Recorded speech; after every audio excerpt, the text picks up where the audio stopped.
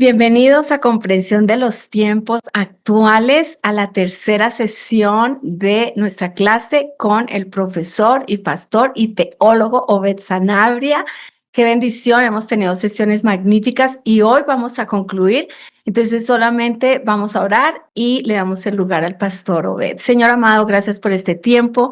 Gracias por estas sesiones, estas clases tan maravillosas, Señor, que nos abren el apetito para aprender, para escudriñar tu palabra y para conocer más de ti. Gracias, Señor, por su vida, su ministerio y todo lo que has puesto en sus manos. Y te pido que bendigas a cada oyente, a cada estudiante y que abras todos nuestros corazones y nuestro entendimiento para ser entendidos en tu palabra y ser entendidos en los tiempos. Te lo pedimos en el nombre de Jesús.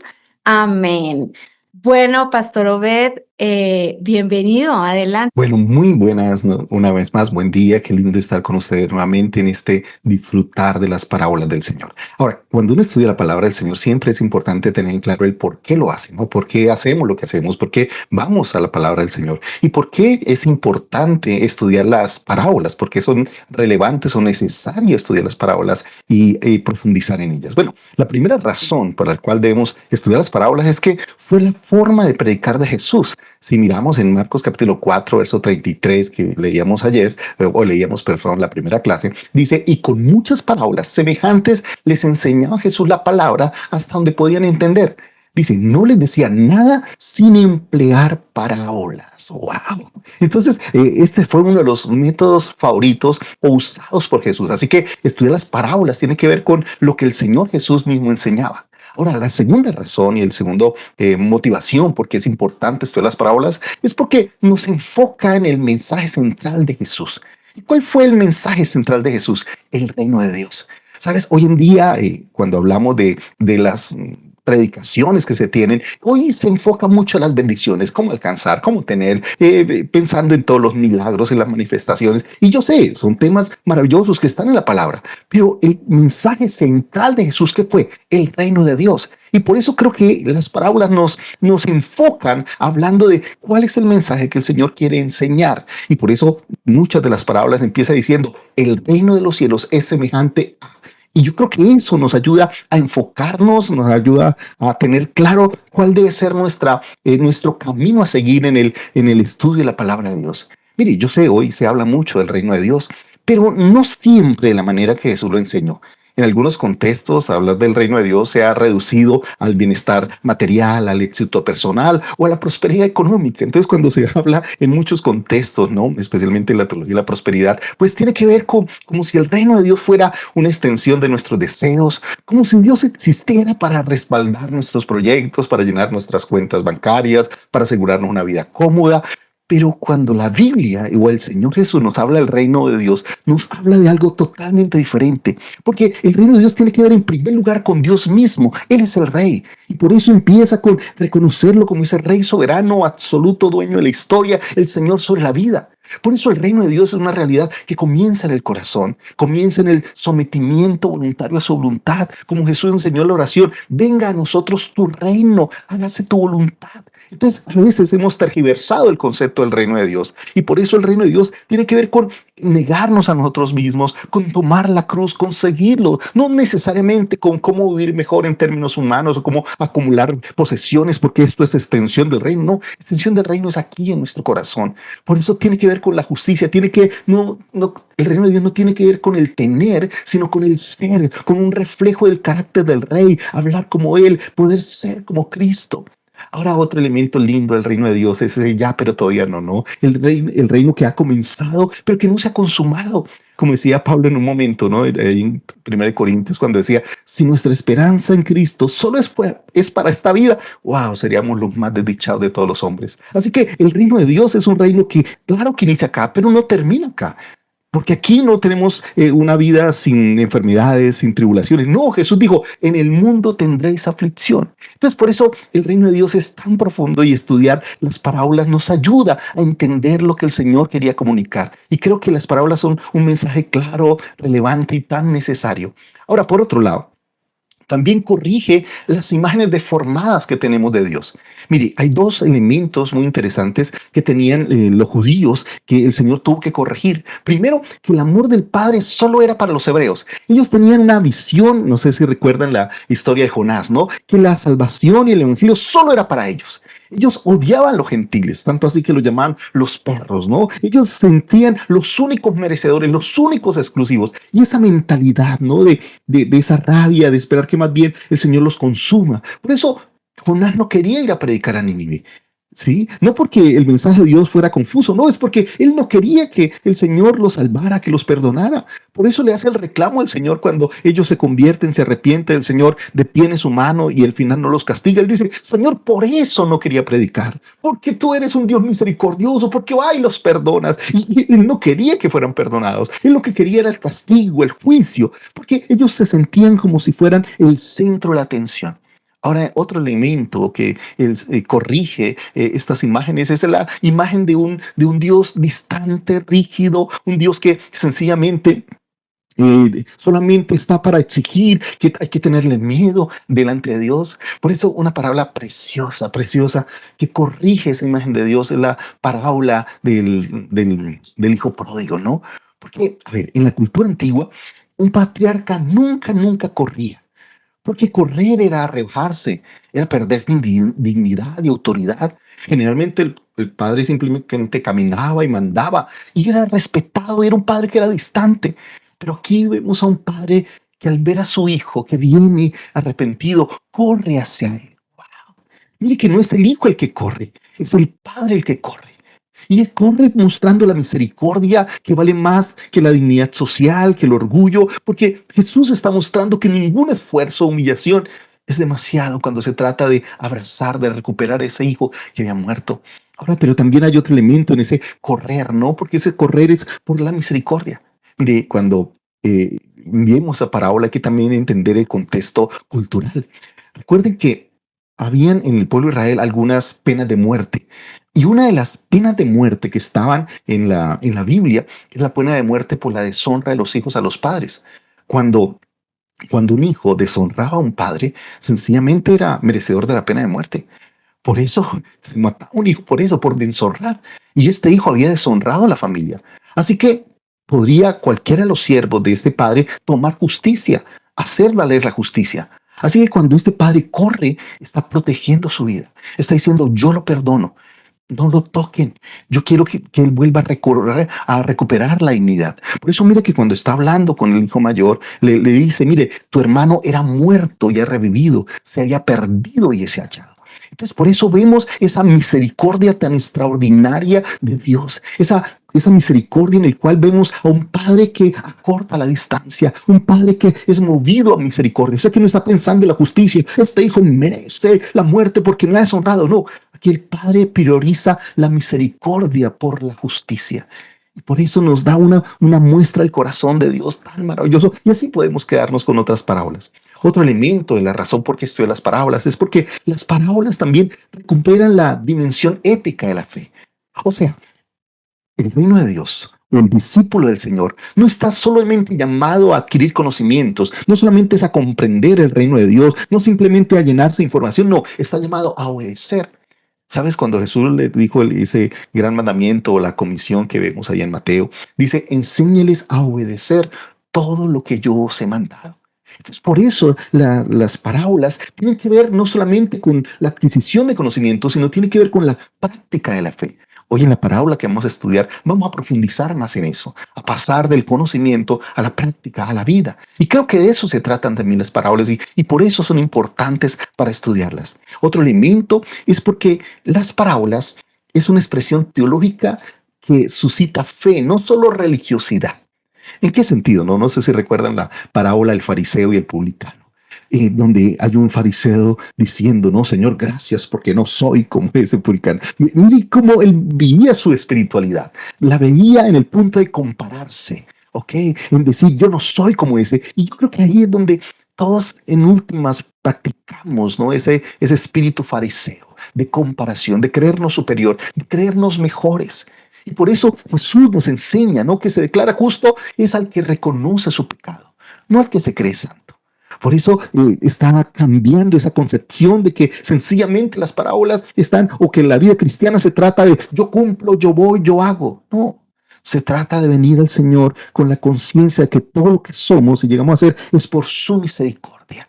Por eso en las parábolas quedamos desarmados para que el Señor pueda trabajar en nuestro corazón. Es de ese corazón que se desarma, es de ese corazón que se humilla, es de ese corazón que baja toda esa muralla que hemos levantado de autosuficiencia, de orgullo, de superioridad, de ser mejor que los demás, cuando entendemos que solamente vivimos y existimos por gracia.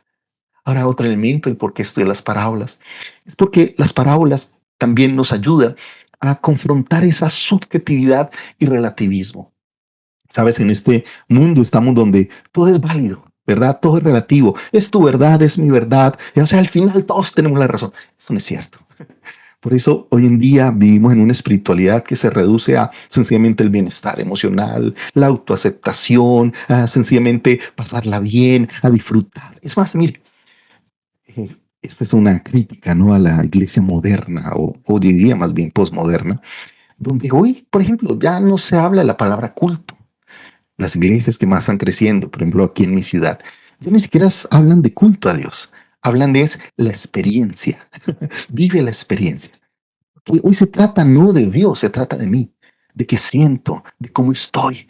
Y por eso se vuelve ese cristianismo tipo spa, ¿no? Cómodo, sin costo, sencillamente pasarla bueno. Y por eso las parábolas nos sacuden para despertarnos, nos irritan, nos confrontan, nos molestan para revelar lo que en nuestro corazón nos desarma para transformarnos. Recuerden que los 4 propósitos de las parábolas es: primero, nos cautiva; segundo, nos comunica o nos enseña; tercero, nos confronta; y por último, nos convierte. Por eso es tan importante que estudiemos las parábolas, que dediquemos un tiempo para profundizar en ellas, para poder aprender y recibir el mensaje que Dios tiene para nosotros.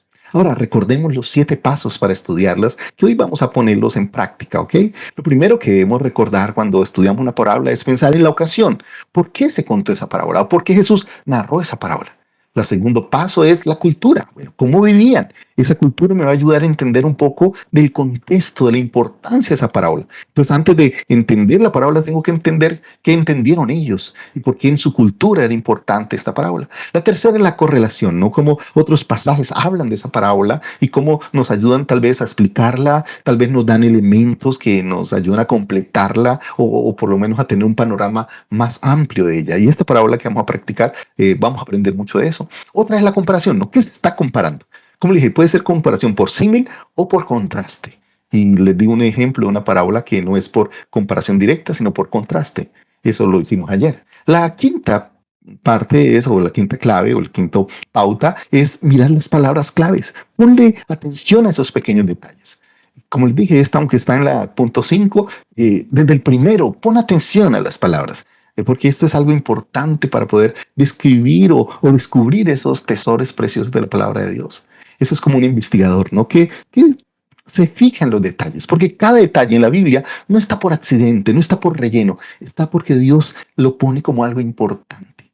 Ahora, otro elemento importante es mirar el propósito, ¿no? ¿Qué es lo que el Señor quiso enseñar? ¿Cuál es el mensaje que quería hablar en su época? ¿Cuál es el mensaje para nosotros? Y por eso termina con la propuesta. ¿Cuál es el mensaje para nosotros? ¿Cuál es la propuesta a nuestra vida?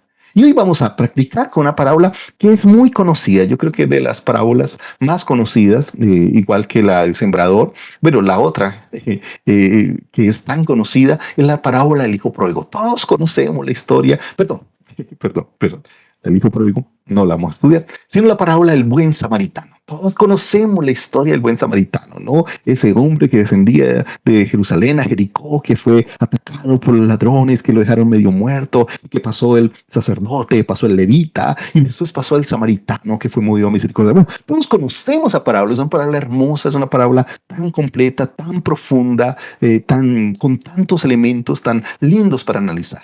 Pero empecemos haciendo todo el panorama, empecemos a estudiarla en profundidad. Así que lo primero que vamos a mirar es la ocasión de la parábola, ¿no? Cuándo fue referida, en qué circunstancias, fue dirigida a alguien en especial, en qué actitud espiritual se encontraba el oyente o los oyentes de esa parábola y por qué Jesús contó esa parábola en ese momento. Y lo segundo, de una vez vamos a mirar los aspectos culturales. Entonces vamos a mirar la ocasión de la parábola, pero también un poquitico de la cultura para entenderla.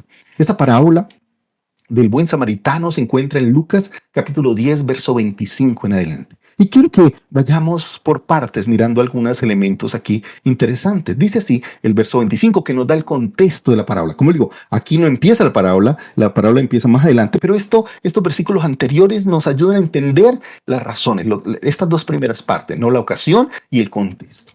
Y mire lo que dice el verso 25. Dice, y aquí un intérprete de la ley. Aquí ya nos juega como importante los personajes que aparecen. Y el primer personaje que aparece en este contexto o esta ocasión es el intérprete de la ley. Bueno, la pregunta es, ¿qué es un intérprete de la ley? Algunos también lo definen en otras traducciones como un doctor en la ley. Ahora, ¿qué significa un intérprete de la ley o doctor en la ley? Bueno, para entender esto hay que entender un poquito el contexto histórico. Resulta que, voy a ponerlo en términos nuestros o por lo menos colombianos, toda nación, toda nación está basada en algo que llama la Constitución. La Constitución es como el soporte que le da vida, que le da legalidad, que le da funcionamiento a toda nación, ¿verdad? A todo país. Entonces, esa constitución está hecha por lo que uno llamaría por los artículos. Estos artículos, que en el caso de Colombia, son artículos que definen un poquito los principios, los parámetros para sostener las instituciones. Entonces, la misma institución como el Estado, ¿verdad? Está soportado en una constitución. Entonces, la constitución es la que le da forma al Estado, la que reglamenta el Estado, la que direcciona al Estado. Entonces, esa es la famosa constitución. Ahora, esta constitución tiene algo que llaman los artículos. Estos artículos, cuando uno los mira, cada artículo, pues está sujeto a interpretaciones. Entonces, estas interpretaciones, de una u otra manera, a veces es donde empieza a haber los debates, ¿no? Porque eso es lo que se llama la jurisprudencia, ¿no? Cómo socializamos, cómo averiguamos, cómo estamos entendiendo esos artículos. Ahora, cuando alguien toma un artículo, lo toma para defenderse, ¿no? O para tomar como base para decir o proponer un alegato o una discusión frente a algo, o un reclamo de sus derechos. El tema es que ahí es donde viene la jurisprudencia, la interpretación de los artículos. Y claro, en eso hay mucho debate, cómo interpretarlos, qué esto significa esto. Y entonces a veces hay discusiones porque algunos lo interpretan en un sentido, otros lo interpretan en otro sentido. Y ahí es donde aparecen los famosos juegos de interpretaciones, ¿no? Porque empiezan a haber desacuerdos. Ahora, la pregunta es, ¿cómo hacemos para dirimir, ¿no? ¿Cómo hacemos para resolver un desacuerdo? Pues lo llevamos ante un juez o lo llevamos ante lo que sería el máximo, lo que llamamos aquí las altas cortes en Colombia. Las altas cortes son las que le llevan todas las discusiones de interpretaciones de esos artículos. Ellos son los que al final deciden cómo se debe interpretar ese artículo y en qué sentido se debe interpretar. Sí, esa es la función de las altas cortes. Bueno, lo mismo pasa en esa cultura, en ese contexto. Resulta que la institución judía está basada en la ley o en la Torá. La Torá está basada con los mandamientos. Por ejemplo, uno de los mandamientos es guardar el día de reposo. Entonces, y nos dice que no debemos trabajar ese día de reposo. Entonces, la pregunta es, bueno, ¿y qué es trabajo? Entonces alguien dijo, bueno, ¿hacer aseo es trabajo en la casa? Bueno, y entonces la discusión, sí, no, es aseo. Sí, levantarme temprano será un trabajo. Para algunos dirían, sí, que trabajo madrugar. No, yo no puedo madrugar. Para mí es un trabajo. Entonces, sí, levantarme temprano también es un trabajo. Si usted madruga el día de reposo, entonces está trabajando.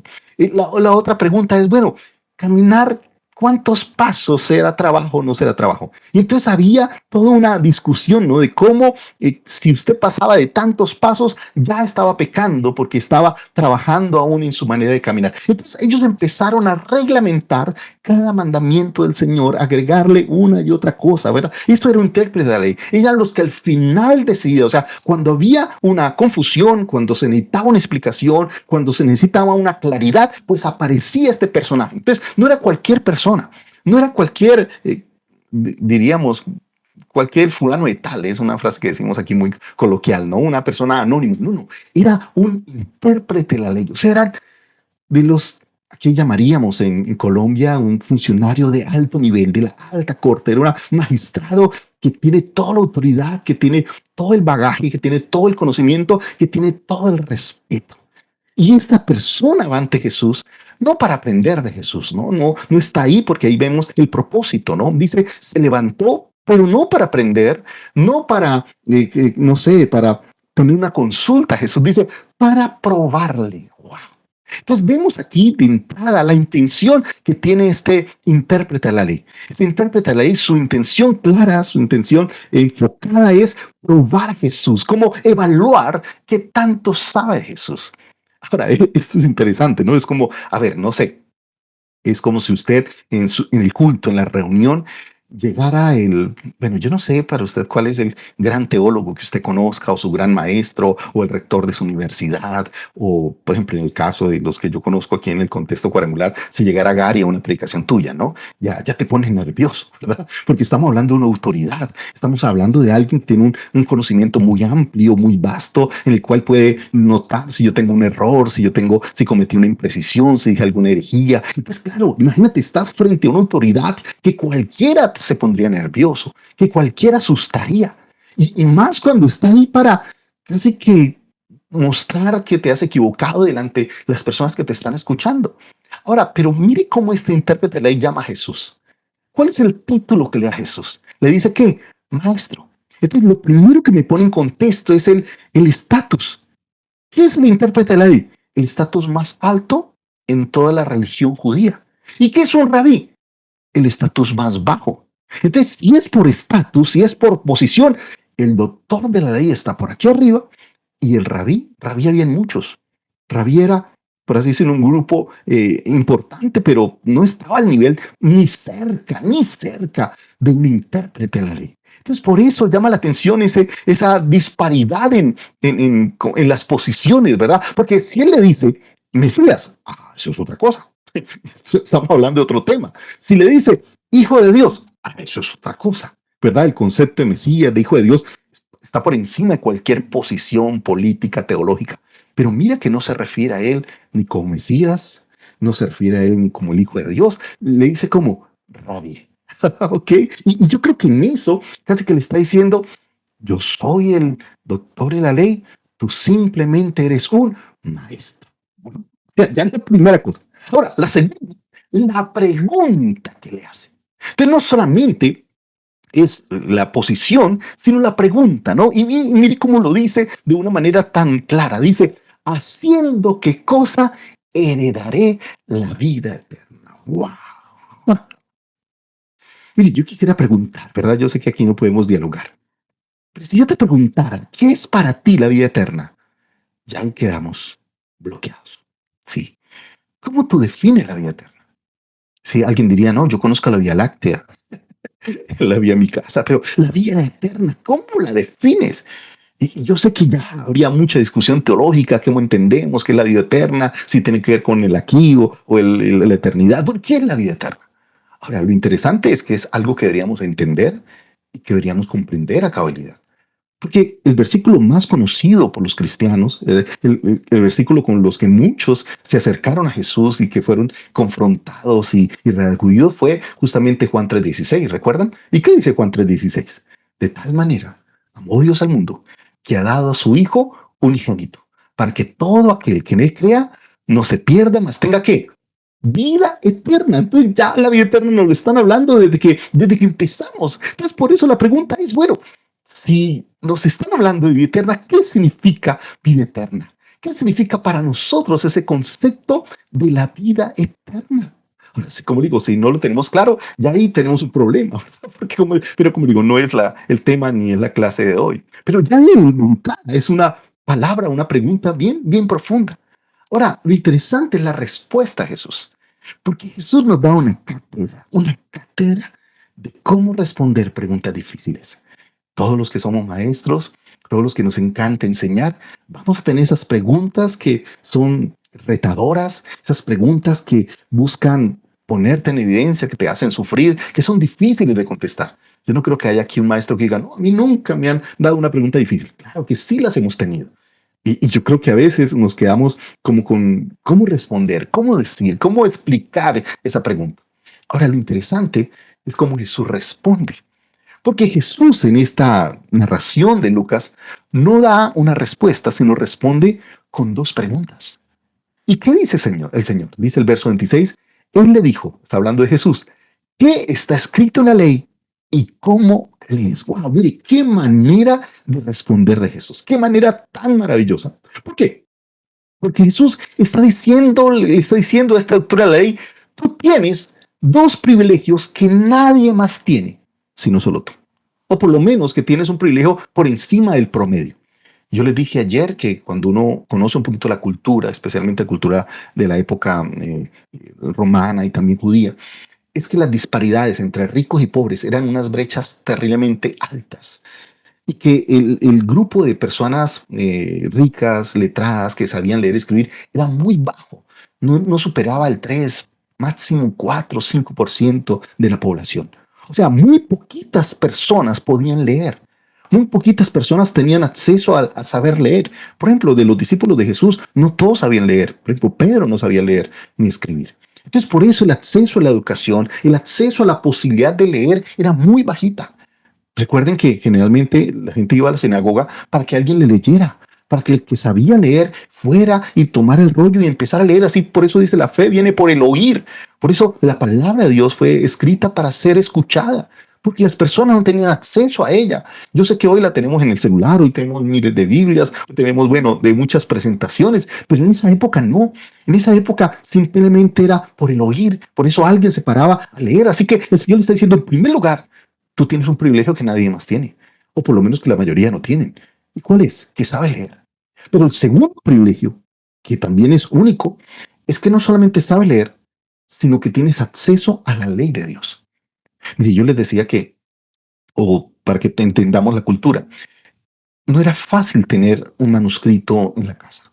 Era imposible.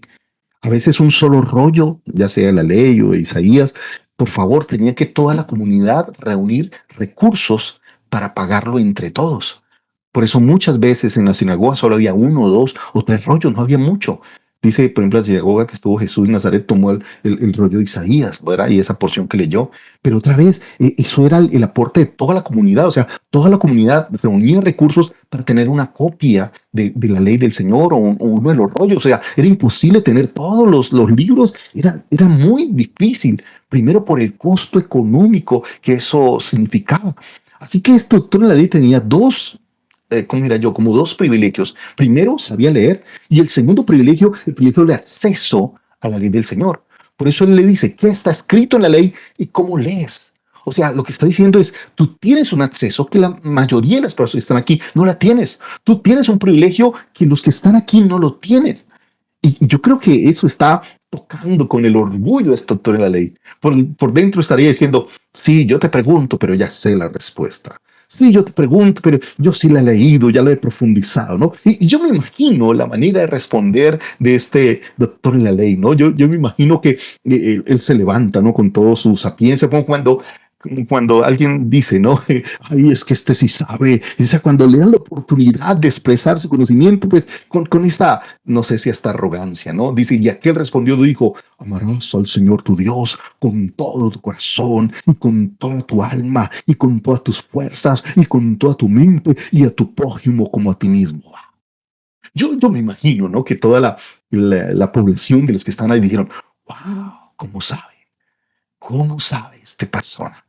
Oye, qué conocimiento, qué capacidad, oh, qué sabiduría, qué sapiencia. Oye, este sí es un doctor en la ley, ¿ok? Y yo me imagino, ¿no? El ambiente de, ¿cómo diría yo? De aprobación, el ambiente de reconocimiento, el ambiente de levantarlo y decirle, tú eres el experto, nadie sabe como tú sabes. Ahora, lo interesante, ¿no? Lo interesante es mirar un poquitico, y aquí vamos a usar otra de las pautas hermenéuticas, porque en este punto es importante pasar a la tercer paso. ¿Recuerda el tercer paso? La correlación bíblica. O sea, ¿cómo se narra esta historia en los otros evangelios? Y es interesante, por ejemplo, si vamos a Mateo, capítulo 22, verso 34, dice la palabra del Señor, dice, pero al oír los fariseos que Jesús había dejado callados a los saduceos, en Mateo hay una intención de Mateo es demostrar cómo el ataque a Jesús o a Jesús fue premeditado. Arrancaron unos, arrancaron otros, y el último que le ataca, el último que viene con alevosía a hacer caer a Jesús es justamente el doctor de la ley. Por eso dice, pero al oír los fariseos que Jesús había dejado callados, los saduceos se agruparon, y uno de ellos era que intérprete de la ley para ponerle a prueba. O sea, Mateo lo que nos enfatiza es que era un contexto de alta confrontación. Era un contexto donde estaban bombardeando a Jesús el uno, el otro, para ver quién lograba hacerlo caer, quién lograba desestabilizarlo, quién lograba que se equivocara para hacer escarnio de él. O sea, estaban ahí con una intención de cómo hacerlo caer. Esto es lo que nos plantea Mateo de una manera maravillosa. Y por eso sigue diciendo, ¿no? Entonces levántese, maestro, y pregunta, ¿cuál es el gran mandamiento de la ley? Y aquí, según la narración de Mateo, es Jesús el que responde. Él le dijo, amarás al Señor tu Dios con todo tu corazón y con toda tu alma y con toda tu mente. Este es el gran mandamiento, ¿verdad? Y el segundo, semejante a este, amarás a tu prójimo como a ti mismo. De estos dos mandamientos dependen toda la ley y los profetas. Si tú miras, en Mateo, ¿quién es el que responde? Jesús. En Lucas, ¿quién es el que responde? El maestro de la ley. Bien, entonces la pregunta es ¿por qué Mateo presenta que Jesús responde y por qué Lucas dice es que el maestro de la ley responde?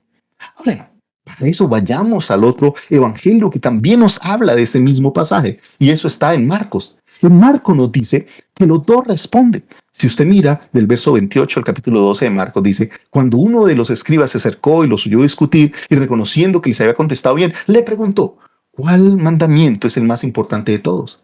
Jesús respondió, el mandamiento más importante es, y todo lo que hemos logrado o todo lo que hemos leído, ¿verdad? Pero dice al final, dice, y el escriba le dijo, muy bien, maestro, con verdad ha dicho que él es el uno y no hay otro como él. O sea, parecería que en este caso de Marcos, Jesús responde y después el doctor de la ley reafirma o repite lo que Jesús ha dicho.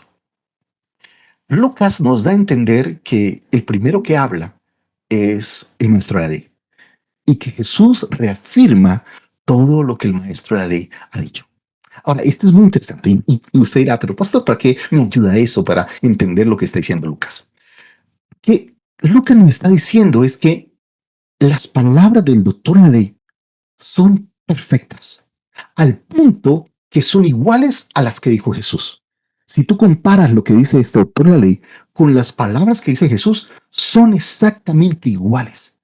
O sea, a nivel de conocimiento, a nivel de información, a nivel de sabiduría, a nivel de entendimiento de la ley de Dios, este doctor de la ley estaba perfecto, perfecto. Tanto así que Jesús mismo lo reafirma cuando le dice y sigue diciendo, bien has respondido. ¿Qué es lo que está diciendo aquí? El Señor está reafirmando la capacidad de sabiduría, de conocimiento, está validando la información que está dando este doctor de la ley. Ahora, pero el tema ¿cuál es? ¿El tema cuál es? ¿Cuántas preguntas le hizo el Señor? No le hizo uno, le hizo ¿qué? Dos preguntas. ¿Qué está escrito? Y cómo lees o cómo practicas o cómo aplicas eso que está escrito. Ahora, ¿qué pasa cuando usted tiene dos preguntas en un examen y solo contesta una? ¿Cómo termina? Mal. No se puede pasar un examen solo contestando una bien. Para pasar un examen de dos preguntas, tienes que contestar las dos. ¿Por qué? Una sola no basta. Con una sola pierdes el examen, pierdes la evaluación. Y por eso Jesús cuando le responde o cuando el Señor, por así decirlo, está hablando de su respuesta, mira lo que dice el verso 28, dice, bien has respondido, o sea, bien has hecho la primera. ¿Dónde está el problema? En la práctica. Dice, haz esto y vivirás. ¿Y qué lección que nos da aquí el Señor? ¿Qué lección tan impresionante? Porque lo primero que el Señor nos muestra es que muchas veces podemos caer en el orgullo del conocimiento. Todos los cristianos nos encanta saber más y nos orgullecemos de saber más que el que no estudia, que el que no está aquí participando de comprensión de los tiempos, o del católico que no conoce bien la Biblia y le decimos, usted no sabe la palabra, yo sí la sé, yo sí la estudio. Mire, tú puedes tener la teología correcta. Es más que tus palabras, casi que son las palabras de Jesús. Que lo que tú estás enseñando, que lo que tú estás diciendo, que lo que tú estás predicando es teológicamente correcto. Y a veces creemos que esto es suficiente. Y nos esforzamos, y claro que eso está bien. Esforcémonos, como decía el apóstol Pablo, ¿no? Por usar bien la palabra de verdad. Creo que eso es importante. Pero el mismo Pablo, cuando le dice a Timoteo, siéntate, dejo probado, primero que usa bien la palabra de verdad, pero antes ha dicho que no tiene nada de qué avergonzarse. Entonces, hay dos elementos en la palabra. Hay dos elementos en el estudio de la palabra. No solo tener el conocimiento correcto, sino tener la aplicación correcta. Y aquí es donde las palabras nos ayudan a enfocarnos en la dimensión ética.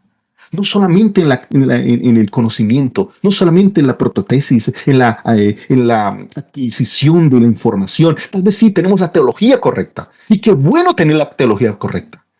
Pero de nada sirve tener la teología correcta si no tengo la práctica correcta. Y Jesús le está diciendo bien a lo que sabes, pero muy mal a lo que haces.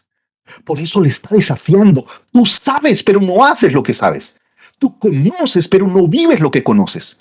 Sí, tienes la información correcta, pero no la vida correcta. Y yo creo que este es un contexto que nos desafía a nosotros, porque no se trata simplemente de cuánto conocimiento correcto tengo. No solamente se trata de la información teológica correcta. Uy, yo ya estudié, tengo maestría, tengo doctorado. Sí, tienes todos los títulos, pero de nada te sirve si no te tienes la práctica de ese conocimiento. Esto no se trata de cuántos versículos te sabes, se trata de cuántos versículos vives. No se trata de qué conocimiento tienes, sino qué conocimiento tienes correcto y lo aplicas correctamente y lo vives. Por eso aquí pasa algo extraordinario, extraordinario. Porque el que venía a evaluar termina siendo evaluado. El que venía a ridiculizar termina siendo ridiculizado. El que venía a probar termina siendo probado. Wow. Y como le dije, por eso el Señor nos descubre, nos pone en evidencia. Por eso le dice, bien, ha respondido, haz esto. Por eso no entiende el versículo siguiente, el versículo 29, cuando dice, pero él queriendo justificarse a sí mismo. O sea, por favor, aquí vemos un hombre destruido, que ya no tiene argumentos, que lo único que dice, ay, ¿qué hago para? Me descubrieron. Sí, yo conozco toda la verdad de Dios, pero mi vida es totalmente alejada a eso que yo conozco. Sí, yo conozco toda la verdad del Evangelio, tengo todo el conocimiento, todo el estudio, todos los títulos, pero mi vida no responde a eso que he aprendido. Por eso vemos a alguien que termina confrontado, termina desarmado y dice, queriendo justificarse a sí mismo, dijo, pero ¿quién es mi prójimo? Ay, por favor. Lo está diciendo un doctor en la ley, lo está diciendo alguien que ese es su trabajo, explicar, explicar. A veces es como si no sé, un matemático te dijera a ti, ay, es que yo no sé sumar. Y eres matemático, a eso te dedicas. Es como si alguien me dijera, ay, o como si yo dijera, es que yo no sé enseñar. Oye, ese es mi trabajo. O no sé predicar la palabra, ese texto no lo he leído. Oye, de eso se trata. O sea, por favor, ¿qué es lo que él está acostumbrado a explicarle a todo el mundo qué significa la verdad?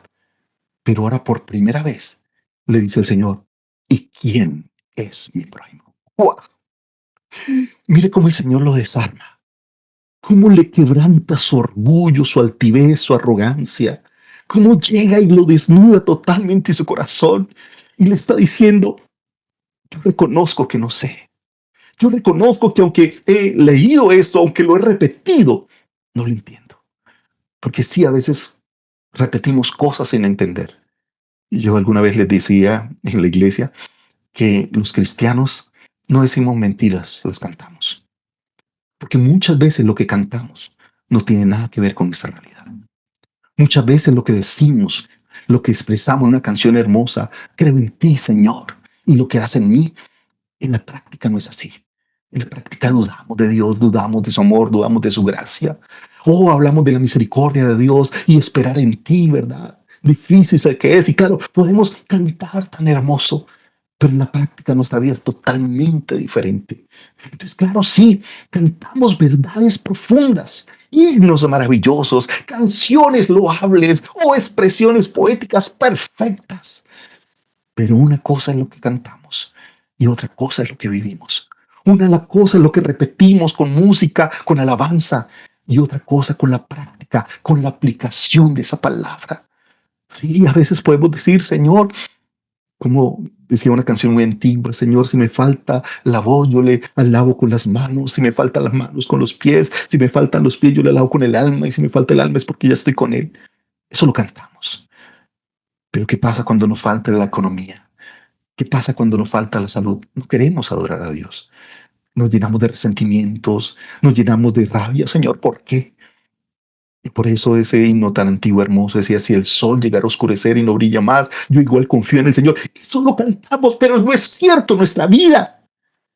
Cada vez que viene un momento de oscuridad, no confiamos, dudamos, nos desesperamos, nos llenamos de rabia, de angustia, de desesperación, corremos a cada lugar, pero acabamos de cantar, ¿sí? Acabamos de exaltar a Dios, sacamos en la iglesia de decir, Señor, confío en ti, no importa si el sol llega a oscurecer y no brilla más, yo igual confío en el Señor que Él me va a ayudar. Por favor, sé consecuente entre lo que cantas y lo que vives, en lo que conoces, en lo que lees y lo que vives. Por eso a este hombre que está desarmado, que reconoce que no ha vivido la verdad de la palabra, y él se justifica diciendo que no la ha entendido. Y dice, pero ¿quién es mi prójimo? Y esta es otra pregunta muy profunda, ¿no? Que es una discusión que los judíos tenían. ¿Quién era el prójimo? Ellos querían que los únicos prójimos eran los de su propio pueblo. Él dice, bueno, pues yo estoy amando a los que están cerca de mí. ¿Qué no estoy haciendo? ¿Verdad? Y es ahí donde a esta pregunta el Señor sí responde. Mire que la primera pregunta, ¿qué está escrito en la ley? ¿Cómo lees? Perdón, haciendo qué cosa era la ley eterna. A esa pregunta, Jesús no responde. Pero a esta pregunta, un hombre que ha quedado desarmado, un hombre que ha quedado avergonzado, un hombre que se ha criado, que le ha quitado la careta de superioridad, de conocimiento, de orgullo, este que ha quedado en vergüenza, exhibido públicamente. A esta pregunta el Señor sí la responde. ¿Y cómo la responde? Con una parábola. Mire, todo, como digo, no hemos empezado la parábola, pero mira todo lo que el contexto nos ayuda a entender. Ahora, pero pensando en la razón y la ocasión, ahora sí miremos la parábola y miremos palabras claves que están acá. Dice el verso 30, respondiendo Jesús, y ahora usa como respuesta una parábola. Un hombre descendía de Jerusalén a Jericó. Mire la primera palabra, no descender, porque no está hablando de su vida, no, es una persona que venía de Jerusalén a Jericó, dice, y cayó en manos de ladrones. Y aquí los ladrones hacen tres cosas a esta persona. Dice, le despojaron, le hirieron y le dejaron medio muerto. O sea, la primera cosa es que le quitaron lo que él tenía, lo robaron, pero no solamente lo roban, sino también lo hieren. Y la herida tiene que ver con esas laceraciones en su cuerpo. No sé qué tan profundas son las heridas, pero nos habla de tres elementos, ¿no? Despojado, herido y la tercera, medio muerto. Ahora, ¿esto qué nos habla? Nos habla de la realidad social que vivimos. Nos habla de los elementos que podemos estar. Estamos en un mundo que generalmente las personas son despojadas. Por eso esa persona no tiene nombre. No dice fulano de tal, no, porque era una realidad que se veía constantemente, como nuestras realidades en Latinoamérica, donde es fácil caer en manos de ladrones, es fácil ser despojados, es fácil pasar momentos de tribulación. En Colombia, la semana pasada vimos cómo le quitaron la vida a un jovencito que hasta ahora estaba estudiando. Y en esas noches de celebración equivocadas, ¿verdad? Llega a otras personas y le quita la vida. Y esas son las realidades que vivimos. Las realidades que quisiéramos ocultar, las realidades que quisiéramos tapar, pero son las realidades del pecado. Como personas han sido despojadas, personas que les han despojado de los niños su inocencia, su pureza, ¿verdad? Despojadas de sus bienes materiales, despojadas de su futuro. También heridos, hay personas que tienen heridas tanto físicas como en el alma y personas que están muertas en vida. Y por eso un medio muerto es aquel que está medio vivo también. O sea que está en esa pequeña línea entre la vida y la muerte. Miren, muy parecido a cómo quedó el joven este viernes pasado en la ciudad de Bogotá. Sí, él no murió en ese momento, murió llevándolo al hospital o ya en el hospital. Lo que estamos hablando es una situación muy difícil, muy golpeada. O sea, casi que esta es una palabra que acabó de pasar. Y dice el verso 31.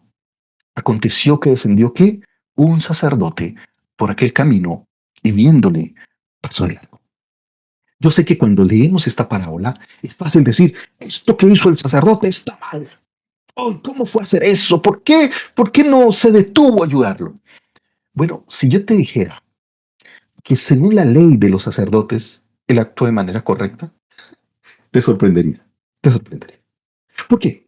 Y perdón que no voy a poner las citas bíblicas, pero es fácil encontrarlas si usted las quiere buscar. Si usted mira en la palabra de Dios, había dos cosas que un sacerdote debía evitar. La primera cosa que debe evitar es el contacto con la sangre, porque la sangre era señal de contaminación. ¿Sí? Si usted tocaba sangre, automáticamente quedabas en impureza. Por eso las damas cuando estaban en su periodo menstrual eran impuras durante todo su periodo menstrual. Es más, por eso hablamos de los trapos de inmundicia, ¿verdad? Por eso donde ella se sentaba ese lugar estaba inmundo. Si ella tocaba a alguien quedaba inmundo por el tema de la sangre. Entonces por eso todo contacto con sangre era señal de impureza para él. Y por su dedicación a Dios, por su devoción, por su oficio, y recuerde que él estaba herido. ¿Qué significa herido? Que hay sangre, que está lastimado. Así que si él atiende a ayudarlo, automáticamente quedaría impuro. Imagínate que tiene que ir no sé, a ofrecer sacrificio, o a hacer un culto, o a hacer una reunión especial, o a hacer una ceremonia, pues automáticamente queda impuro hasta el otro día. Imagínate para él logísticamente, y tocaba hacer voto de pureza. O sea, él dijo, no, esto es mucho trabajo. Y la segunda cosa que él no podía acercarse, primero sangre, lo segundo es que no podía acercarse a las cosas muertas, porque las cosas muertas también eran lugar, era, por así decirlo, otro elemento de impureza por su posición.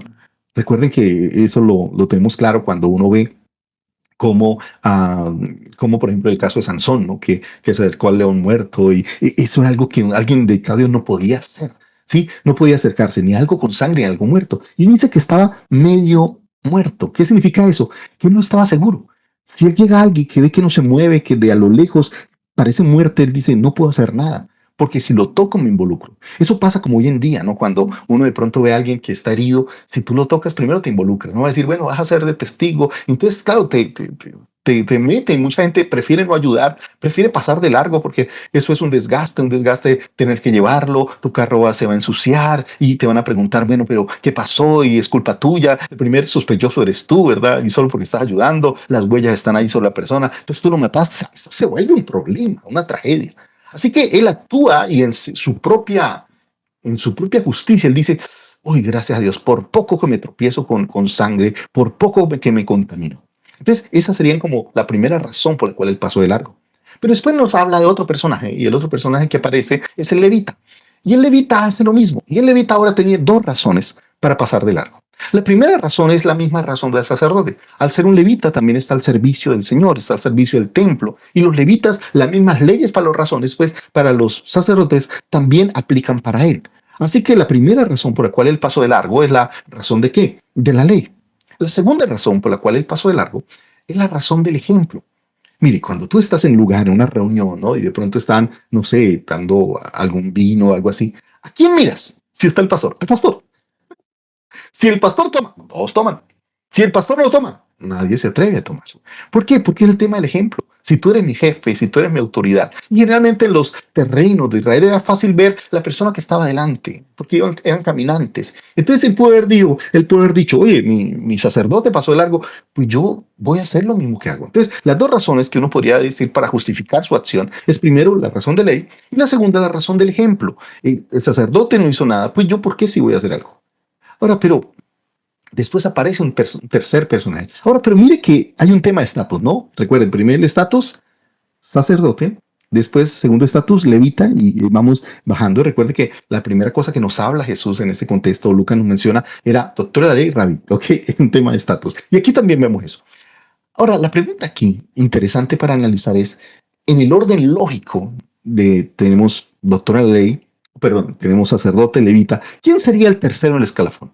¿Quién esperaría uno que pasara? Un judío común y corriente. Eso sería lo normal. Pero aquí Jesús hace una vuelta impresionante. Porque el tercer personaje que aparece y que aparece como modelo no es un judío, no es un rabí, no es un doctor en la ley. El segundo personaje o el tercer personaje que el Señor introduce a la historia es un samaritano, por Dios. Y en el contexto cultural sería lo peor que le podría pasar a este judío, que justamente un samaritano se acercara a él. Porque recuerden quién eran los samaritanos. Los samaritanos eran una especie de primos de los judíos, eran judíos que se habían contaminado. Recuerden que existió el reino del norte, el reino del sur. El reino del sur mantuvo su pureza y por eso se llaman judíos, ¿verdad? Pero el reino del norte se contaminó. Recuerden lo que decía la samaritana, que muchos dicen que en este monte, porque ellos se habían vuelto sincretistas y por eso el odio era tan profundo que ni siquiera mencionaban su nombre, que ni siquiera pasaban por el territorio, aunque de Nazaret a Judá era más fácil derecho, ellos preferían dar la vuelta porque odiaban. O sea, ellos odiaban a los gentiles, pero el odio por los samaritanos era mucho mayor, era preferible que hubiese dicho, pero un gentil, uno dice, bueno, hay gentiles buenos. Pero aquí estamos hablando de los peores enemigos, de que el odio era muy, pero muy profundo. Recuerda lo que dijo la mujer samaritana a Jesús: ¿cómo tú me hablas siendo samaritana? Los judíos y los samaritanos no se tratan, no se dije la palabra. ¿Qué estás haciendo, Jesús? Recuerda, el odio era muy profundo. Y por eso Jesús coloca, y aquí es la sorpresa, recuerden que cada parábola tiene ese giro de guión y pone un samaritano como el tercer personaje. Y ahora, ¿qué hace este samaritano? Y como les dije, este pasaje tiene tantos elementos tan hermosos, pero este samaritano, mire lo que dice la palabra, ¿no? Dice, pero un samaritano. Y aquí es una crítica al liderazgo de la época. Es una crítica muy profunda, ¿no? A esa manera de creer los líderes porque vamos a la iglesia, porque hacemos prácticas, porque tenemos la práctica religiosa. Pero está diciendo, pero en tu vida no tiene nada que ver. A veces una cosa es lo que somos en la iglesia y otra cosa es lo que somos fuera de la iglesia. Una cosa es lo que somos en el conocimiento, en las canciones, y otra cosa es lo que somos en la vida práctica. Y por eso aquí dice, pero un samaritano que vino cerca de él, ¿verdad? Dice, fue movido ¿a qué? A misericordia. Wow. Mire que aquí la palabra, hay tres elementos lindos, ¿no? La primera, vino cerca. La segunda, le vio, se tomó el tiempo para revisarlo. Y la tercera dice, y se fue movido a justicia. ¿Y por qué es importante aquí la palabra misericordia? Porque si el sacerdote tenía una razón para no hacer nada, si el levita tenía dos razones, el samaritano tenía tres razones para no hacer nada. En primer lugar, él también conocía la ley. Recuerda, él conocía mucho de los términos de ley, sabía que la sangre contaminaba, sabía que acercarse a un muerto contaminaba, te volvía impuro. En segundo lugar, él dio el ejemplo. Él pudo haber dicho, pero si su gente no lo ayudó, si el sacerdote no lo ayudó, si el levita lo ayudó, ¿yo por qué si lo voy a ayudar? ¿Vieron? Entonces la segunda razón, la razón del ejemplo. Y la tercera razón es que en esa cultura, a un enemigo se le celebra la desgracia. Hermano, no solo se celebra, se aprovecha de la desgracia. Yo no sé si ustedes vieron la época de las Torres Gemelas, que mientras estamos viendo la tragedia, pasaron unas ciudades del Medio Oriente, de la gente celebrando que había ocurrido esa tragedia. Y usted dice, eso es irrespetuoso. No, es que en esa cultura se celebra. Si la otra persona fue despojada, fue herida, fue muerta, casi que decía, qué bueno, uno menos. Ellos celebran la desgracia ajena. Es parte de su hábitat, es parte de su vida, es parte de su cultura celebrar. O sea, ¿qué sería lo normal que hiciera esta samaritana? ¿Terminar de matarlo? Decir, qué bueno, celebro, estaría feliz, uno menos, qué bueno, desgraciado, tome para que lleve. O sea, esa sería la razón. Pero aquí él no actúa como actuaría cualquier samaritano. Él no actúa ni siquiera como actuaría cualquier judío. Dice, ¿fue movido a qué? Aquí aparece una palabra preciosa y es la palabra que misericordia. Y es interesante, ¿no? Porque la palabra misericordia, por ejemplo, en el hebreo tiene que ver con qué es, no ponerme los zapatos del otro. Y no solamente fue movido a misericordia, pero mira lo que hace. Dice, acercándose, vendó sus heridas, echándoles aceite y vino, poniéndolo en su cabalgadura, y lo llevó al mesón. ¡Wow! ¡Qué palabra! Ahora, hay varias preguntas que uno puede hacer aquí, ¿no? La primera pregunta es, ¿por qué tenía aceite y vino? O sea, cuando uno sale de viaje, uno no generalmente no lleva aceite ni vino, ¿o sí? Uno dura apenas lleva la cartera, las tarjetas y algo de ropa. Pero ¿por qué este viajero que viene justamente de Jerusalén viene trayendo aceite y vino? ¿Se ha preguntado? Ahora, ¿por qué le echó aceite y vino? Porque era lo que tenía. Uno no le va a dar lo que no tiene. Sí, entonces si le echa aceite y vino, pues tiene que ver con lo que él tenía. Así que me puse a la tarea de investigar dónde más se usan esas dos palabras, aceite y vino. Y me di cuenta que la mayoría de veces que están juntas, están en el contexto del sacrificio, la adoración. Por ejemplo, Levíticos 23:13 dice, también presentarás 4 kilos de harina fina mezcladas con ¿qué? Con aceite y vino. Dice con aceite, perdón, como ofrenda de cereal, ofrenda de fuego y de aroma grato al Señor y 1 litro de vino. ¿Vieron los dos elementos? Aceite para el tema de la harina y el otro es el vino. Si usted ve también, por ejemplo, el pasaje que está en Éxodo, también tiene que ver con eso, con aceite y vino. Dice Éxodo 29:40, con el primer cordero ofrecerás como ofrenda de libación 2 kilos de harina fina mezclada con ¿qué? Con 1 litro de aceite de oliva y 1 litro de vino. ¡Wow! Y como digo, me puedo quedar aquí con todos los textos que están en los dos elementos. ¿De qué me está hablando? Que muy seguramente era lo que le había llamado o había llevado para adorar al Señor. Cuando usted iba a ofrecer sacrificio, usted generalmente llevaba que el aceite. Tal vez usted no podía cargar el becerro, usted no podía cargar la oreja por todo el tema logístico y el peso y la complicación, pero era fácil llevar aceite y vino. Digamos que eso, si usted sí lo podía cargar, y era parte de la actividad de adoración. ¿Qué aprendemos acá, no? Que a veces es más adoración lo que yo hago con mi prójimo que las canciones que canto. Que adoración no solamente es cantar canciones bonitas. Que adoración no solamente es decir palabras bonitas. Adoración en mi propia vida. El apóstol Pablo decía, ofrézcanse ustedes mismos como sacrificio vivo, santo y agradable a Dios, que es, en Reina Valera dice vuestro culto racional, pero el original dice que es vuestra verdadera adoración. Tu verdadera adoración no son palabras muy lindas elaboradas. Tu verdadera adoración no son experiencias culticas, religiosas. No, tu verdadera adoración es tu vida de sacrificio. Es cuando tú actúas como este samaritano. No se trata de cuánto cantas, se trata de cuánto sirves, de cuánto eres un instrumento de Dios. Por eso Dios está viendo esa acción como una adoración. Ahora, y como digo, hay tantos detalles tan hermosos que usted puede seguir profundizando. Pero no solamente lo brinda, lo ayuda, porque él puede haber dicho, hasta aquí ya llegó, listo, ya hizo mi parte, me fui. No, no solo hace, se encarga de él. Lo pone en su cabalgadura, lo lleva hasta el mesón. Es más, se queda con él porque dice, otro día al partido. O sea, él general, ahora no dice al otro día, sino cuando hablando de otro día, está hablando de que no necesariamente fue inmediato, se quedó con él. Solo que dijo, bueno, ya no puedo quedarme más. Dice otro día el partido, dice, sacó 2 denarios y está hablando del pago, porque un denario era el pago por un día, ¿no? Sacó 2 denarios diciendo, cuídamelo, ¿verdad? Y todo lo que gastes de más, yo te lo pagaré cuando regrese. Wow. Yo creo que aquí esta es una palabra de cómo este hombre no solamente va más allá de ayudar a alguien, cómo se involucra, cómo él mismo lo carga, cómo no solamente está pensando en cómo ayudarlo superficialmente, no, cómo se involucra en ayudarlo. Ahora mira, hay algo interesante esa parábola, porque al final el Señor, cuando le pregunta, ¿no? Y le hace toda el llamado de atención a este maestro de ley cuando le pregunta, ¿cuál de estos tres piensas que demostró ser prójimo del que cayó manos de salteadores? Mire que este hombre responde, ni siquiera diciendo el samaritano, no, ni siquiera, porque para un judío, aún decir la palabra samaritano era repulsivo, dice, el que usó de misericordia con él. Y Jesús le dijo, ve y haz lo mismo. Ahora, pero déjame ir un poco más allá de lo que está proponiendo el Señor y lo que el Señor quiere enseñarnos en esta parábola. En primer lugar, ¿no? Detrás de nuestra conducta hay una cosmovisión, ¿no? Necesitamos aprender a transformar no solamente del conocer al vivir. Y por eso Jesús pone de modelo una persona que era odiada, ¿verdad? Que era una persona que era totalmente rechazada en ese contexto. Ahora, lo interesante es que esto que está haciendo el samaritano va mucho más allá de lo que cualquier persona haría. Porque sí, alguna persona lo ayudaría, lo vendería, le colaboraría, pero lo que hace es involucrarse totalmente. Tanto que lo pone en su calgaruda, tanto que responde por él, tanto que promete regresar. Y para esta última parte, yo quiero que usemos un poco la imaginación. ¿Ok? La imaginación. Que es lo que yo llamaría la propuesta de la parábola.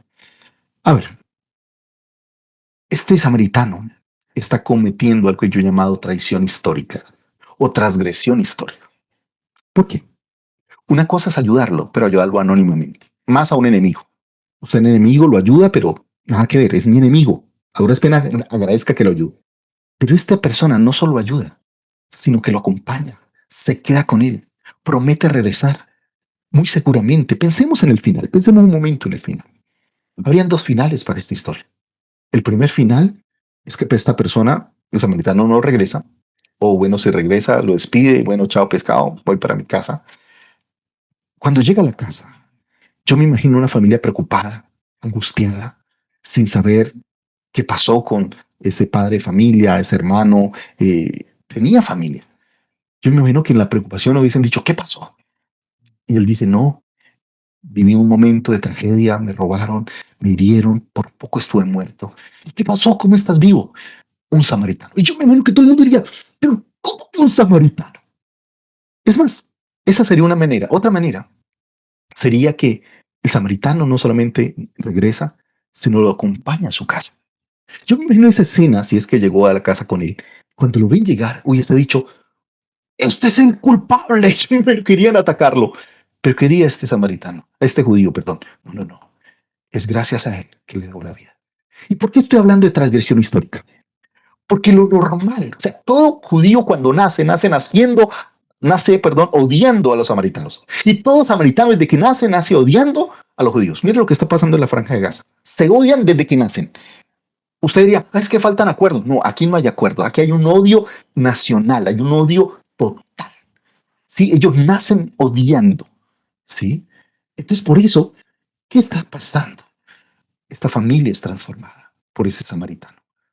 Porque para esta familia que había nacido toda su vida creyendo que los samaritanos eran lo peor, que había que odiarlos, esta familia dice, no, tal vez me enseñaron que había que odiarlos, pero este samaritano me enseña que hay que amarlos, que a él le debo la vida, que es gracias a él que tengo otra historia, que hay otro final. Para esta familia, este encuentro no simplemente fue casualidad, no simplemente fue un tema de suerte, fue alguien que transforma, fue alguien que cambia, fue alguien que deja huella. Y cuando pensamos qué significa amar al prójimo, no se trata sencillamente de sentir sentimiento de afecto por él. No se trata sencillamente de tolerar su vida. No se trata sencillamente de hacerlo sentir bien. Amar al prójimo significa transformar su vida. Amar al prójimo significa venir a tocar su realidad y poder dejar de huella del amor del Señor. Amar al prójimo no solamente es decirle le amo con palabras, no es solamente darle regalos o detalles o mandarle ayudas económicas. No, amar al prójimo significa una transformación de sociedad. Amar al prójimo es que puedas ver a tu enemigo y puedas amarlo con el amor del Señor. Que puedas tener esa palabra que conocemos y que hemos leído cuando hablamos del fruto del Espíritu, benignidad. ¿Y qué es benignidad? Es que cuando yo recibo odio, lo transformo en amor. Mire, cuando Jesús dijo, amen a sus enemigos, haced bien a los que os persiguen, dice, para que sean benignos como vuestro Padre que está en el cielo, que hace salir el sol sobre justos e injustos. Esa es benignidad, que yo pueda llegar a transformar. Que alguien te dice, te odio, y tú dices, pero yo te amo. Y yo estoy aquí para transformar tu vida, para no seguir una vida de odio, una vida en la cual nos laceramos, una vida de que no me junto con los buenos, con los que están de mi grupo, porque eso era lo que pensaban los judíos. Los judíos pensaban que su prójimo eran simplemente su familia, eran simplemente judíos. Para ellos ese era su prójimo. Y ellos creían amar al prójimo. ¿Por qué? Porque amaban a su propio pueblo. Y decían, pero yo lo amo, yo ayudo a mis amigos, yo ayudo a mis vecinos, a esos. Pero odiaban a Jesús, pero odiaban a los samaritanos. Jesús decía, no, amar al prójimo es amar aún a aquellos que socialmente han estado distante, que tal vez étnicamente, económicamente, porque estamos en un mundo de marcadas diferencias, estamos en un mundo donde discriminamos, estamos en un mundo donde rechazamos, estamos en un mundo donde condenamos, estamos en un mundo donde hemos pensado que las diferencias tanto de ricos con pobres, con, no sé, norteamericanos, suramericanos, oriente, occidente, o sea, estamos en un mundo polarizado, derecha, izquierda. Y creo que la sociedad que el Señor plantea es una sociedad no solamente donde conocemos la ley del Señor, sino practicamos sus principios, practicamos lo que nos ha enseñado, el gran mandamiento, amar a Dios y amar a tu prójimo. Ese es el gran mandamiento. Y por eso tú no puedes decir soy cristiano si no cumples ese amor a Dios y amor al prójimo. Es más, Juan decía, ¿cómo puedes decir que amas a Dios si aborreces a tu hermano? Y es ver en esa persona diferente, ves en esa persona que tal vez étnicamente o de pensamiento diferente, socialmente diferente, empezar a amarla como Cristo la amó, amarla como el Padre la ama, que hace salir el sol sobre buenos y malos, que hace llover sobre justos e injustos, un amor que transforma, un amor que trasciende sencillamente los estereotipos. Por eso creo que propuesta que el Señor plantea. No, esa es una espiritualidad donde decimos, Señor, dame. Porque estamos en ese mundo. Señor, quiero esto. Señor, dame un carro. Señor, dame una casa. Señor, dame estudio, dame reconocimiento. Señor, defiéndeme de los malos. Dame, dame, dame, dame. Tal vez la palabra que necesitamos orar es, Señor, hazme. Por eso el Señor le dice, ve y haz tú lo mismo. El reino de los cielos no se trata de que le pides. No se trata de que el Señor te da. Se trata de la transformación de tu vida. Es que tú seas como ese prójimo. Es que tú seas como ese samaritano. Que aunque tú lo odias, que aunque no es parte del pueblo de Dios, que como ese pueblo puro que se mantuvo fiel a la ley del Señor, pero es más prójimo que nosotros. Y tenemos que reconocer que a veces en las personas gentiles hay mucho más sentido de amor al prójimo que nosotros, porque hemos tenido ese sentimiento de superioridad, hemos tenido ese sentimiento que yo sencillamente amo a los que me aman, quiero a los que me quieran, tolero a los que son de mi grupo, pero ¿cuántas veces hemos lanzado frases de odio? Sí, tal vez condenando el pecado, y está bien condenar el pecado, pero ¿cuántas veces hemos alejado a las personas? ¿Cuántas veces hemos odiado a las personas? ¿Cuántas veces las hemos segregado? Hemos creído que ser cristiano se trata de alejarnos de ellas. Y creo que el Señor nos invita no solamente a predicar de Cristo, sino a ser como Cristo. Es más, ¿por qué fue criticado Jesús? Porque comía con pecadores, porque amaba a aquellos que todo el mundo odiaba, porque se sentaba a comer con aquellos que nadie se sentaría a comer. A eso el Señor nos está llamando, no a un cristianismo del conocimiento, no a un cristianismo de la información, no a un cristianismo desde el acumular información y tener el orgullo de tener la teología correcta, sino poder reflejar a Cristo, poder ser como Cristo, poder tener su corazón. Y por eso el Señor está transformando su vida. Y como les dije, nosotros somos ese doctor de la ley. Nosotros hemos actuado como ese sacerdote, como ese levita, que frente a la realidad pasamos de largo. Sí sabemos que alguien está sufriendo. Sí sabemos que hemos ignorado a tantas personas. Desde la persona que nos pide limosna. Y a veces le damos una limosna para no mirarlo, para que se vaya rápido, porque no quiero estar cerca de él. ¿Cuándo ha sido la última vez que oraste y ayudaste a alguien que no fueras tú, que no fuera tu propia familia, que no fuera alguno de los tuyos? ¿A cuántas de esas personas que han sido lastimadas, han sido despojadas y que están muertos en vida, tú has abrazado, tú has acompañado, tú has mostrado el amor del Señor? Preferimos pasar de largo, preferimos ignorar, preferimos hacer de cuenta que no están, preferimos mirar para otro lado, preferimos no ser conscientes de esas realidades. Y en nuestro país, en nuestra ciudad, hay personas que están despojadas, hay personas que están heridas, hay personas que están muertas en vida, que están sufriendo.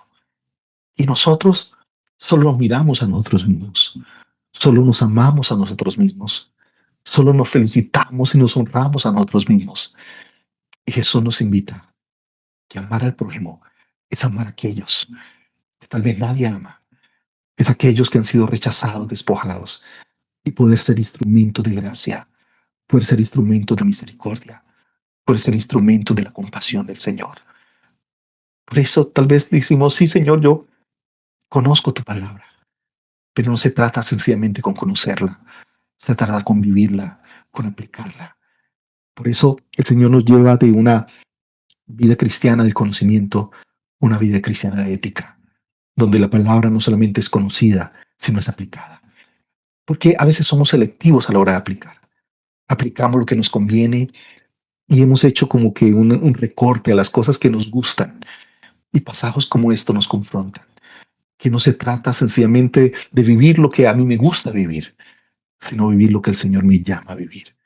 No solamente vivir un cristianismo desde el cual yo he acomodado a mi manera de pensar, a mi manera de actuar, a mi manera de creer, sino que estamos desafiados a ser como Jesús, a mostrar el corazón de Jesús, a poder ser como este samaritano y poder ayudar, acompañar, pero más que ayudar físicamente, es hacer toda una transformación social, porque esta sería la primera familia judía que por primera vez ama a los samaritanos.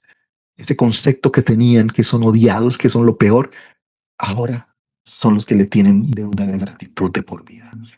Por eso la invitación de Jesús es a no simplemente vivir el cristianismo desde las cuatro paredes de una iglesia, desde las cuatro paredes de nuestra religiosidad, sino vivir un cristianismo desde la presencia de Cristo en nuestra sociedad. Porque sí, tal vez nos enorgullecemos de decir somos más cristianos en nuestra ciudad, pero ¿qué transformación estamos haciendo? Alguna vez leía un escritor brasileño que decía, en algunas ciudades hemos llegado a ser mayoría. Pero él decía, ¿mayoría de qué? Si los mismos pecados sociales, si los mismos problemas sociales siguen aún aumentándose. ¿De qué nos sirve decir somos mayoría si no estamos transformando, si no estamos mostrando a Cristo? La gente está cansada de oír de Jesús. La gente quiere ver a Jesús a través de tus manos, a través de tus acciones. Como le dije, a veces más adoración. No lo que yo hago en el templo, lo que yo hago en la calle, lo que yo hago con mis vecinos, lo que yo hago con las personas que me rodean. Porque es fácil señalar. Y en este país donde se polariza derecha e izquierda, en este país donde se polariza ricos y pobres, primer mundo, tercer mundo, qué lindo que como iglesia seamos una sociedad diferente, donde se rompen las barreras sociales, étnicas, culturales, donde no estamos aquí para creernos mejores, estamos aquí para mostrar el corazón de Jesús, estamos aquí para tener el corazón del Padre, que se llena de misericordia, que es movido a misericordia, que no le importa pasar vergüenza y correr y abrazar y perdonar, que no le importa toda la vergüenza que su hijo le ha causado, que viene para cubrirlo, para amarlo. Como este samaritano que no le importa el odio generacional, había nacido con odio, pero dice, esto no lo soluciona un odio, esto lo soluciona el amor. Y por eso la misericordia es eso, es cuando yo voy mucho más allá de la justicia y empiezo a practicar con misericordia y empiezo a mostrar el amor del Padre. Amén. Dios le bendiga. Pastor Obed, excelente, más claro no pudo ser, la verdad, muy detallado, muy bonito como en 3 sesiones pudimos aterrizar hoy en esta práctica y con esta parábola tan linda. Realmente, yo creo que lo mejor que podemos hacer es que si por favor, con esa revelación que Dios le ha dado y que nos ha compartido, cierre con una oración poderosa. Señor, venimos ante ti con un corazón que ha quedado descubierto, en el cual se han caído máscaras de superioridad. Venimos ante ti como ese doctor en la ley que ha quedado avergonzado, porque su conocimiento lo ha hecho ser mucho más responsable que los demás, porque ese conocimiento adquirido por años, del cual él se enorgullecía, terminó siendo también su vergüenza. Señor, y te pedimos perdón. ¿Cuántas veces hemos creído que lo que se trata en la vida cristiana es de añadir más conocimiento? Y te pedimos perdón, Señor, cuántas veces nuestro enfoque es al tener y no al ser. Por eso tu invitación, la palabra que tú nos das, no es, Señor, dame, Señor, Señor, hazme, hazme, que pueda ser como tú, que pueda mirar con tus ojos, que pueda sentir con tu corazón, que pueda abrazar a aquel que nadie abraza, que pueda amar a aquel que nadie ama, que si me van a criticar sea por lo que te criticaron a ti, por comer con pecadores, por amarlos, por recibirlos, por transformarlos. Y así como cuando tú llegaste ante Saqueo y ese encuentro transformó su vida, al punto que dice, si a alguien le he robado, le devuelvo cuadruplicado y la mitad de mis bienes la daría a los pobres. Ese es el resultado de alguien que ha sido transformado. Estamos aquí para transformar el mundo. No estamos aquí para mostrarnos superiores al mundo. No estamos aquí para enorgullecernos. No estamos aquí para envanecernos. Estamos aquí, Señor, para reconocer, Señor, que necesitamos ser como tú, que necesitamos tener tu corazón. Y por eso, Señor, hoy te pedimos, haznos según tu propósito. Ayúdanos, Señora, poder quitarnos estas máscaras, estos orgullos, estas autosuficiencias, venir a ti con humildad para decirle, Señor, ayúdame a entender tu palabra, ayúdame a vivir la verdad del reino, ayúdame a entender, Señor, que esto no se trata sencillamente del saber, sino del vivir, que yo pueda, Señor, ser digno de ti. Como el apóstol Pablo decía a la iglesia allá en Éfeso, vivir como es digno del evangelio de Cristo. Señor, que podamos dar honor a tu sacrificio en la cruz del Calvario, que podamos, Señor, ser esos instrumentos de tu gracia, de tu amor y de tu perdón, Señor. Transforma nuestros corazones y ayúdanos cada día a ser como tú. Ayúdanos cada día a reflejar tu amor al mundo. En el nombre de Jesús. Amén y amén. Amén, amén, amén, amén. Mil gracias, mil y mil gracias, Pastor Obed. Solamente me queda recordarle a todos los asistentes, estudiantes, que cuando vean esto, póngale un me gusta, compártalo con otros. Estas enseñanzas no solamente son para un momento y para una persona, estas enseñanzas son para ser propagadas a través de la tierra. Y ese es el propósito de comprensión de los tiempos, propagar el mensaje a través de la tierra. Póngale un me gusta, compártalo con otras personas. Y también les agradecemos sus donaciones, porque realmente es como una comunidad que apoya, que propaga la palabra, es que nosotros seguimos adelante en nuestra misión. Entonces, con eso los dejo. Que el Señor les bendiga y bendiciones, Pastor Obed.